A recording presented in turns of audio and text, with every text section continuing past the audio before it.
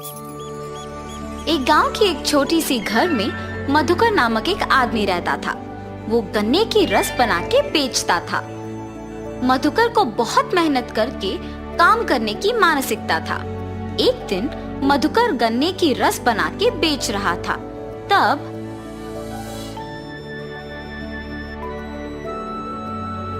मधुकर, तुम गन्ने की रस बहुत अच्छा बनाते हो। हाँ मधुकर, तुम्हारे हाथों में जादू है। ऐसे गन्ने की रस पीते मधुकर की प्रशंसा करते थे लोग। मुझे आलसी ना होके मेरे गन्ने की रस के बारे में सबको पता चलने के लिए अच्छा और स्वादिष्ट रहने वाली गन्ने की रस बनाना होगा। ऐसे हर रोज वो और स्वादिष्ट गन्ने की रस बनाने का प्रयत्न करता था। वो दिन प्रतिदिन स्वादिष्ट और ताजा गन्ने की रस बनाने के कारण उस गांव में बहुत प्रसिद्ध था। एक दिन मधुकर देर रात तक दुकान में ही रह के और नए तरीके से गन्ने की रस बनाने का प्रयत्न कर रहा था। मुझे कल आज से बेहतर गन्ने का रस बना के बेचना होगा। ऐसे सोचकर दुकान में ही रह के गन्ने का रस बना रहा था। इतने में उस गांव में घूम रही एक देवता उस तरफ से गुजरते हुए प्यासी होने के कारण गन्ने की रस का दुकान को खुला देख सोचती है, लगता है वहाँ कोई गन्ने की रस का दुकान खुला है। कम से कम उससे मेरा प्यास बुझेगा। लेकिन मैं ऐसे नहीं जा सकती हूँ। ऐसे सोच के देवता एक आदमी की नकल में दुकान को जाती है। भाई साहब, मुझे बहुत प्यास लगी है, एक गिलास गन्ने का रस मिलेगा? जी भाई साहब, अभी मैं इनको अदरक और नींबू को मिला के बनाए हुए गन्ने की रस देता हूँ। अगर अच्छा है तो वो मुझे बोलेंगे और मैं कल से ही सबको बेच सकता हूँ। ऐसे सोचकर वो अदरक और नींबू मिला के गन्ने का रस बना के उस आदमी को देता है। वो आदमी रस स्वादिष्ट रहने पर एक और ग्लास मांगता है। अरे वाह, तुम गन्ने का रस बहुत अच्छा बनाते हो। अगर तुम हर रोज इसी वक्त पे अपना दुकान खुला रखते हो तो मैं आकर गन्ने का रस पी के चला जाऊंगा। मेरे पास पैसे नहीं हैं। ऐसे कहकर मधुकर को स्वादिष्ट गन्ने का रस बनाने के लिए एक बैग देकर चला जाता है। मधुकर उस बैग को जब खोल के देखता है तो उसमें सोने को देख खुश होता है। मुझे हर रोज इस समय तक दुकान को खुला रखना होगा, तभी मैं और पैसे कमा पाऊंगा। ऐसे हर दिन वो उस आदमी के आके रस पीने तक दुकान खुला रखता था। वो देवता एक आदमी के नकल में हर रोज आके रस पी के उसे एक सोने का बैग देके चली जाती थी। मधुकर हर सुबह ज्यादा मेहनत करके गन्ने का रस बना के उसे बेच के मिलने के पैसे से ज्यादा उसे शाम में उस आदमी के एक गिलास पीने से कमा रहा था। और इस वजह से वो दिन पूरा मेहनत करने के बजाय सिर्फ शाम में ही दुकान खोलने का फैसला लेता है। मुझे हर रोज सुबह गन्ने का रस बना के बेचने की जरूरत नहीं है। अब से सिर्फ उस आदमी के आने के समय पर दुकान खोल के स्वादिष्ट गन्ने का रस बना के उन्हें देना है बस। उनके दिए हुए सोने से मैं आराम से जी सकता हूँ। ऐसे सोचकर मधुकर उस आदमी के आने के समय पर ही दुकान खोलता था। ऐसे उनके दिए हुए सोने से खुशी खुशी जी रहा था। एक दिन मधुकर उसके दोस्त से मिलता है। क्या हुआ मधुकर, आजकल दुकान नहीं खोल रहे हो? कुछ नहीं, व्यापार अच्छा नहीं चल रहा, इसीलिए दुकान नहीं खोल रहा हूँ। मुझे अब से दुकान खोलने की कोई जरूरत नहीं है। मैं अगर थोड़ी देर शाम में दुकान खोलूंगा तो मुझे दिन पूरा मेहनत करने से भी दुगना पैसा मिलेगा। हर रोज उस आदमी के आने के टाइम पे वो दुकान खोलता था और उसे ताजे गन्ने का रस बना के देता था। ऐसे कुछ दिनों में सुबह दुकान ना खोलने के कारण उसकी आदतें बदल गई थी। मेहनत से काम करने वाला मधुकर अब कोई मेहनत के बिना आराम से रहने लगा। एक दिन मधुकर उसके पास के सारे पैसे गिनते हुए उस आदमी के आने के समय पे दुकान नहीं खोलता है। वो आदमी आके देखता है कि दुकान खुला नहीं है और वहाँ से चले जाता है। गिनती में व्यस्त मधुकर को अचानक याद आता है कि वो दुकान खोलना भूल गया, लेकिन समय तब तक बहुत हो चुका था और वो दुखी होता है कि अब तक वो आदमी चला गया होगा। अरे रे, आज के आने वाले पैसों को खो दिया मैंने। कल मैं उस आदमी के आने के समय से पहले ही दुकान खोल दूंगा। ऐसे सोचकर पैसे कमाने की सोच में मग्न होकर और दुख के कारण वो पूरी रात नहीं सो पाता है। सुबह होने के बाद भी वो सोए बिना सोचते ही रहता है, आज मैं उस आदमी को ताजा गन्ने का रस पिला के ही चैन से सो पाऊंगा। ऐसे सोच के वो सोए बिना बैठे रहता है, मगर शाम को वो अपनी नींद रोक नहीं पाता है। उस आदमी के आने से पहले बहुत समय है ना, इस बीच मैं थोड़ी देर के लिए सो के उठ जाऊंगा, और सो जाता है। ऐसे उस आदमी के आने के समय पे भी सोते ही रहता है। आदमी जब गन्ने का रस पीने दुकान आता है तो दुकान फिर से बंद रहता है। ये दुकानदार न जाने क्यों आजकल अपना दुकान नहीं खोल रहा। कल भी दुकान बंद ही था, कल से यहाँ ना आना ही बेहतर होगा। ऐसे सोच के वो आदमी वहाँ से चला जाता है और जब तक मधुकर उठता है तब तक तो बहुत देर हो चुकी होती है। हाय भगवान, आज भी मैं दुकान खोल नहीं पाया। वो आदमी आकर देख के चला भी गया होगा। अगले दिन वो ध्यान से दुकान उस आदमी के आने के समय पे खोलता है, लेकिन बहुत देर इंतजार करने पर भी वो आदमी लौट के नहीं आया। ऐसे मधुकर कुछ दिन और इंतजार करता है, मगर वो आदमी लौट के नहीं आता है। उस आदमी का लौट के ना आने का वजह मैं ही हूँ। मेरे 2 दिन दुकान ना खोलने के वजह से ही उसने आना बंद कर दिया। मुझे दुगना पैसा मिलने पर मैंने मेहनत करना बंद कर दिया। मेरे पास के पैसे सारे खत्म हो जा रहे हैं। अगर मैं कल से वापस दुकान को हमेशा की तरह सुबह नहीं खोला तो मुश्किल हो जाएगा। अगले दिन से वो सुबह ही दुकान खोल के गन्ने का रस बना के बेचना शुरू करता है, मगर बीच में कुछ दिन आलसी बनने के कारण काम नहीं कर पाता है। लेकिन खुशी से जीने के लिए अपने आप को बदल के मेहनत से गन्ने का रस बेच के काम करने लगता है। कुछ दिनों में वापस उसे मेहनत की आदत लग जाती है। उसे उसकी गलती का एहसास होता है और तब से वो आसानी से गन्ने का रस बना के उसे बेच के उसी पैसों से खुशी खुशी जीता है। तो इस कहानी का नैतिक क्या है? मेहनत से जीने की जरूरत एक आदत बनना चाहिए, तभी हम अच्छे स्थान में रहेंगे और साहस से हर मुश्किल का सामना कर सकते हैं। एक लंबे समय पहले एक छोटी सी गांव में मोहन, कमला नामक एक पति पत्नी रहते थे। उनका एक बेटा था जिसका नाम नवनीत था। मोहन कृषि करके आए हुए पैसों से घर चलाता था।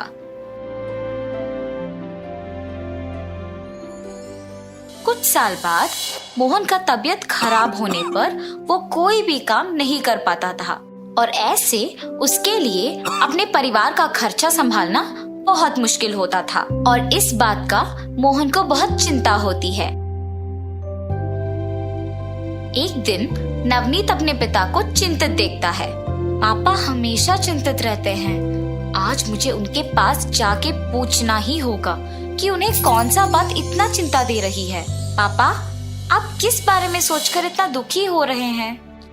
नवनीत, इतने दिन मैं मेहनत करके पैसे कमाता था, इसीलिए हम कोई भी चिंता के बिना आराम से जीते थे।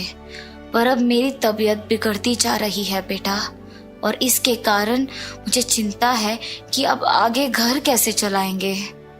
पापा, आपकी तबीयत तो वैसे ही खराब है, आप ये सब मत सोचिए, आप बस आराम कीजिए। मेरे पिताजी उनके तबीयत बिगड़ने पर भी घर के बारे में ही सोच रहे हैं। अब मुझे ही कुछ करना होगा और घर की जिम्मेदारी लेना होगा, ऐसे सोचता है। हाँ, पापा ने मुझे थोड़े पैसे दिए थे ना, मैं पहले ये देखता हूँ कि कितने पैसे हैं मेरे पास और फिर सोचता हूँ कि उससे कौन सा व्यापार कर सकता हूँ। ऐसे सोचकर वो जाके देखता है कि उसके पास कितने पैसे हैं। अरे, मेरे पास तो सिर्फ 10 रुपए हैं। इनके साथ मैं कौन सा व्यापार शुरू कर सकता हूँ। उन 10 रुपयों के साथ वो बाजार जाता है और वहां सारे दुकानों को देखता है। एक दुकान में नींबुओं को बिकते देखता है। मेरे पास के पैसों के साथ नींबू के अलावा और कुछ नहीं मिलेगा, इसीलिए मैं नींबू ही खरीद के बेचूंगा। ऐसे सोच के नींबू के दुकान को जाता है। नींबू कितने के हैं भैया? 1 रुपए का एक नींबू। ठीक है, मुझे 10 रुपए के नींबू दे दो। ठीक है। और दुकानदार उसे 10 नींबू देता है।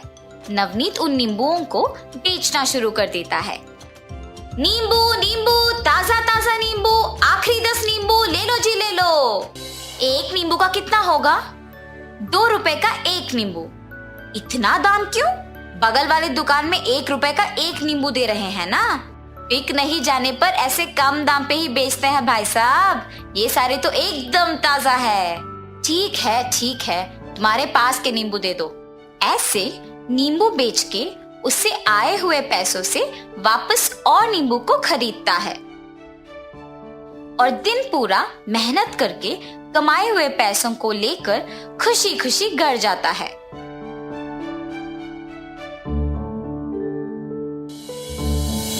पापा, आप अब से घर की जिम्मेदारी का चिंता ना ले, और उन्हें सब कुछ कहता है।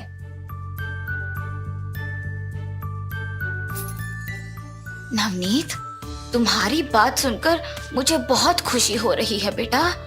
दृढ़ निश्चय से हम कुछ भी हासिल कर सकते हैं। ऐसे हर रोज नवनीत नींबुओं को खरीद के बेचता था। कुछ दिन बाद कम लोग उसके पास नींबू खरीदने लगे, जिसकी वजह से उसके पास नींबू बचने लगे और इसीलिए वो दुकानदार के पास कम नींबू खरीदता था, ताकि बचे हुए नींबुओं के साथ उन्हें अगले दिन बेच सके। एक दिन ऐसे ही नींबू खरीदने जाता है। एक नींबू का गुच्छा दीजिए भाई साहब। व्यापार की शुरुआत में ज्यादा नींबू खरीदते थे, कुछ दिनों से कम हो गया है। दिन प्रतिदिन तुम्हारा नींबुओं का बिकना शायद कम होते जा रहा है ना। कम से कम कुछ दिनों तो चला पाओगे ना। नवनीत बिना कुछ बोले वहां से चला जाता है। उन्होंने ये पूछा कि क्या मैं कम से कम कुछ दिन व्यापार चला पाऊंगा।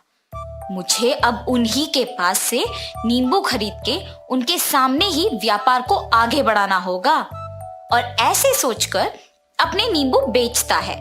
उस दिन के नींबू बेचकर घर जाते वक्त रास्ते में देखता है कि एक दुकान में बहुत भीड़ है। पास जाके देखने पर पता चलता है कि वो एक जूस का दुकान है। अगर मैं भी इन नींबुओं का रस बना के कम दाम पे बेचूंगा तो मेरे ही पास सब लोग आएंगे खरीदने। उसकी सोच के अनुसार वो अगले दिन से खरीदे हुए नींबुओं में आधे नींबू को रस बनाकर और बाकी नींबुओं को ऐसे ही बेचने लगा। नींबू का सिर्फ 5 रुपए, ले लो भाई साहब, ले लो, ऐसे जोर से चिल्लाता है। बहुत कम दाम पे नींबू का रस बेचने के कारण उसके पास बहुत लोग आकर पीते हैं और नींबू भी सारे उसके पास खत्म हो जाते थे। दुकानदार के पास ज्यादा नींबू को खरीदने लगा और उन सारों को बेच देता था और वैसे ही उसके व्यापार में भी अच्छा लाभ आने लगा। ऐसे उसने अपना खुद का दुकान शुरू किया और उसमें सहायकों को भी काम पे लगाया। एक दिन नींबू के दुकान को जाता है। आपकी दुकान में सारे नींबू खरीदना है मुझे। एक समय था जब तुमने मेरे पास सिर्फ 10 नींबू खरीद के व्यापार शुरू किया था। अब तो तुम्हारा खुद का एक दुकान है। वाह! आपको याद है आपने एक बार मुझसे पूछा अगर मैं कुछ और दिन इस व्यापार को चला पाऊंगा। मुझे उस बात का बहुत बुरा लगा, मगर उसी बात ने मुझे प्रेरित भी किया और नुकसान होने के बावजूद हार नहीं मानकर बहुत मेहनत करके यहाँ तक आया हूँ। जब कुछ करने का दृढ़ निश्चय होता है तो कुछ भी कर पाओगे बेटा। बहुत लोग तुमसे कहेंगे कि नहीं हो पाएगा, पर उन बातों का बुरा ना मानकर उनको दिखाने की कोशिश करेंगे तो सफलता जरूर मिलेगी, मगर बहुत लोग इस बात को नहीं समझते हैं। वो लोगों के कहा का बुरा मानते हैं और निरुत्साहित हो जाते हैं और काम करना भी रोक देते हैं। और ऐसे दुकानदार नवनीत का अभिनंदन करता है। नवनीत के सोच के अनुसार व्यापार के अच्छा चलने पर अपने माँ बाप का बहुत अच्छा ख्याल रखता है। तो इस कहानी का नैतिक क्या है बच्चों? दूसरों के कहे बातों का बुरा ना मानकर अगर दृढ़ निश्चय से फैसला लेकर मेहनत करोगे तो हर हाल में सफलता मिलेगी।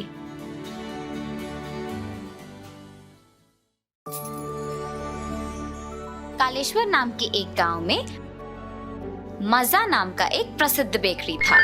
मनोहर वहां का मालिक और रसोईदार था। वो खुद हर रोज ढेर सारे केक सेंक के बेचता था। मनोहर को एक और आदत था कि वो जो भी केक सेंके सिर्फ अच्छा स्वाद ही नहीं बल्कि बहुत गुणवत्ता से करे। विभिन्न आकार और तरह तरह के स्वाद से केक बनाने के लिए मनोहर जाने जाता था। गांव में किसी का भी जन्मदिन हो सिर्फ मजा से ही केक लाते थे, ऐसी थी उनकी प्रसिद्धि। सिर्फ केक ही नहीं बल्कि वहाँ पे bread, juices, cold drinks, puffs जैसे चीज भी मिलती थी। इस वजह से मजा बेकरी हमेशा भीड़ से व्यस्त रहता था।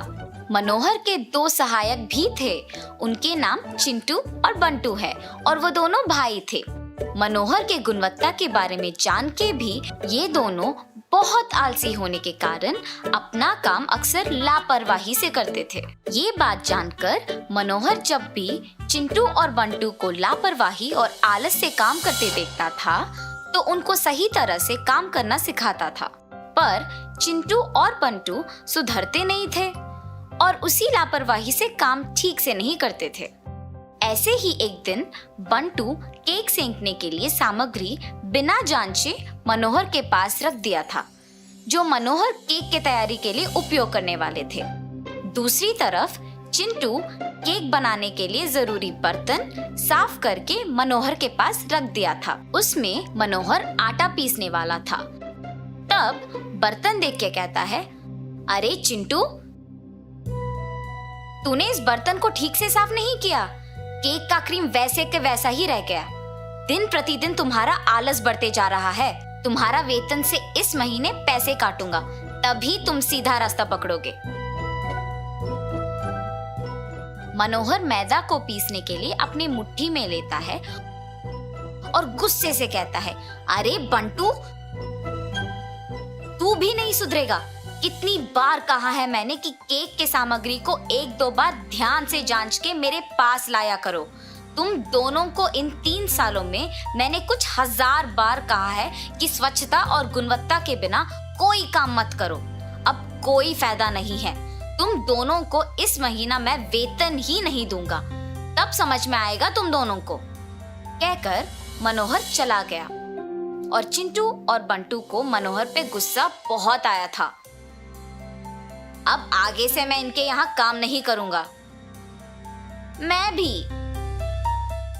देखते हैं हमारे बिना ये महाराज बेकरी कैसे चलाएंगे। परंतु अगर हमने यहाँ नौकरी छोड़ दिया तो फिर हम कैसे जिएंगे? हम दोनों को केक सेंकना आता है और बन भी बनाना आता है। अपने माता पिता के पैसे और सहायता से एक और बेकरी को शुरू करते हैं, चलो। ऐसे तय करके दोनों भाई निकल पड़ते हैं। मनोहर के मजा बेकरी के ही गली में अपना नया बेकरी निर्मित करते हैं। इन सब से अनजान मनोहर अगले दिन हर रोज की तरह अपना बेकरी खोलने चल पड़ता है। रास्ते में जब चिंटू बंटू को देखता है तो कहता है, अरे क्या हुआ, तुम दोनों काम पे नहीं आ रहे हो? कम से कम बोल के तो छुट्टी लेते। तब चिंटू बेकरी के बोर्ड को दिखाते, यहाँ पे जो लिखा है वो तो पढ़िए। क्या तुम दोनों ने यहाँ पे काम करना शुरू किया? चलो, गुस्से में ही सही, तुम दोनों ने एक फैसला तो लिया, अच्छे से काम करो। हम यहाँ पे सहायक नहीं मालिक हैं, ये हमारा बेकरी है। हा हा हा। अरे वाह, ये तो खुशखबरी है। आशा करता हूँ कि तुम दोनों बहुत आगे जाओ। अगर कभी सहायता की जरूरत पड़ी तो मुझे पूछने से झिझकना मत। कहीं ऐसे दिन न आए कि आपको हमारी सहायता की जरूरत पड़े। मनोहर कुछ ना कह के वहां से चला जाता है, इस खुशी में कि उनके पास काम करने वाले अब अपने बल पे कुछ कर रहे हैं और हर रोज की तरह अपने व्यस्त बेकरी को संभालने के काम में पड़ जाता है। दूसरी तरफ चिंटू बंटू का व्यापार आगे ही नहीं बढ़ता है, आमदनी नहीं आता है और निवेश के पैसे भी वापस ना पाकर दोनों को चिंता होती है। बेकरी शुरू करके महीना बीत जाता है, आमदनी के बारे में उनके माता पिता के सवाल के जवाब नहीं दे पाते हैं। आमदनी के बिना व्यापार कैसे चलेगा? अगर अगले 15 दिनों में आधा निवेश नहीं आया तो ये बेकरी किसी और को अच्छे दाम में बेच दूंगा। पिता के बातों से परेशान चिंटू बंटू व्यापार को सफल करने के सोच में पड़ गए। अरे बंटू, मजा बेकरी को जो छोटा रास्ता जाता है वो तुझे पता है ना? हाँ, क्यों? उस छोटे रास्ते से जाकर हम मालिक के सारे केकों को लेके हमारी बेकरी के केकों से बदल देते हैं। हाँ, उनके हाथ के सेंके केक अगर हम बेचते हैं तो उस अच्छे स्वाद के लिए हमारे पास ही सभी आएंगे। ठीक कहा तुमने। उस दिन मनोहर को बेकरी ताला लगाते देख चिंटू बंटू मजा के अंदर छोटे रास्ते से प्रवेश करते हैं। वहां के सारे केकों को बक्सों में डाल के और अपने फीके केकों को उनके जगह में बदल के वहां से निकल पड़ते हैं। अगले दिन जब मनोहर हमेशा की तरह अपने केक को बक्सों में वितरण करने के लिए सब कुछ तैयार कर रहा होता है, तब अचानक से देखता है कि उसके सूची में लिखे 6 तरह के केक नहीं हैं और हैरान हो जाता है। अरे, मैंने तो कल रात को ही सब कुछ तैयार करके रख दिया था, तो फिर आज क्यों नहीं कुछ दिख रहा है? वितरण के लिए ज्यादा समय भी नहीं है, अब क्या करूं? ऐसे सोचते ही उसने फिर दूसरी बार सूची पे लिखे सारे केक बनाने लगा, पर उतने में सारे खरीदने वाले बेकरी पे आके इंतजार कर करके थक जाते हैं और समय नहीं होने पर चिंटू बंटू के बेकरी को चले जाते हैं। चिंटू बंटू के बेकरी पर वही आकार के केक्स देखकर सारे वही पे केक खरीदते हैं। मनोहर के बेकरी के उसी गली में चिंटू बंटू के बेकरी को भीड़ आते देख मनोहर उनके बेकरी को जाता है। वहां पे उसके यहाँ लापता केकों के दिखने पर कहता है, तुम दोनों को आलस और लापरवाही के साथ साथ चोरी की भी आदत लग गई है। क्या बात कर रहे हो आप? हमने ये केक खुद सेंके हैं। हा, मैंने ये कब पूछा कि तुमने क्या ये केक अपने हाथों से बनाया है? इसी बात पे पता चल रहा है कि तुमने मेरे केकों की चोरी की है। नहीं, ये सब हमने खुद ब खुद अपने हाथों से बनाया है। अच्छा, ठीक है, तो फिर यही बात गांव के बड़ों के सामने साबित करो, चलो। ऐसे कहकर गांव के बड़ों को मनोहर सब कुछ कह देता है।